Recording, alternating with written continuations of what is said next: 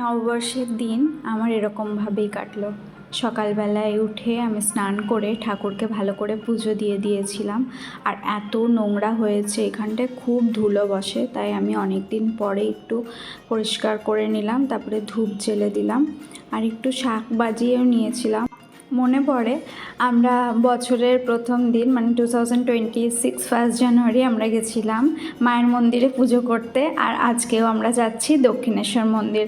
কাল রাত্রে অ্যাকচুয়ালি আমাদের দুজনেরই ছুটি নেই আজকে।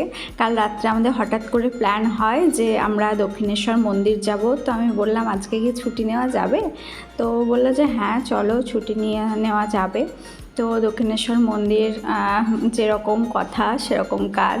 তো আর বাইরে যখন অটোতে যাচ্ছিলাম দেখলাম কি সুন্দর সাজিয়েছে দোকানগুলো, কারণ আজকে তো হালকা পুজো হয়।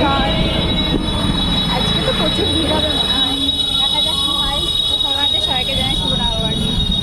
আমি জানি না তোমরা আজকের দিনটা কে কীরকমভাবে সেলিব্রেশন করছো।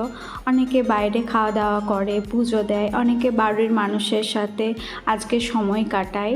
একটু তো মন খারাপ করছে, মা বাবার সাথে সময় কাটাতে আজকে পারিনি।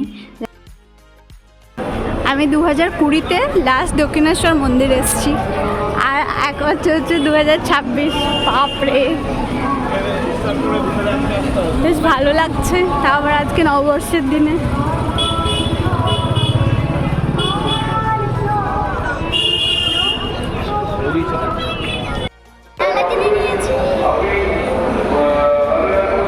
শাড়ি পরে না ভীষণ ভালো লাগছে।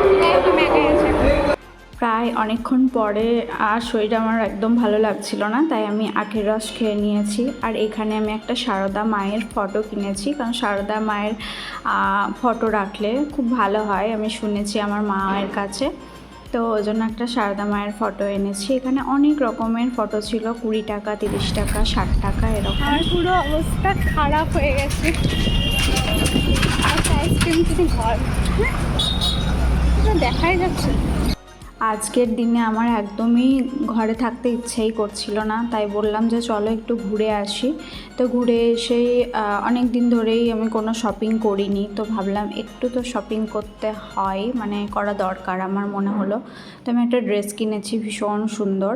আমি তোমাদের সাথে নেক্সট পার্টে কী কী ড্রেস কিনেছি সেগুলো শেয়ার অবশ্যই করব। তোমরা যদি দেখতে চাও তো তাহলে করবো, নয়তো করবো না।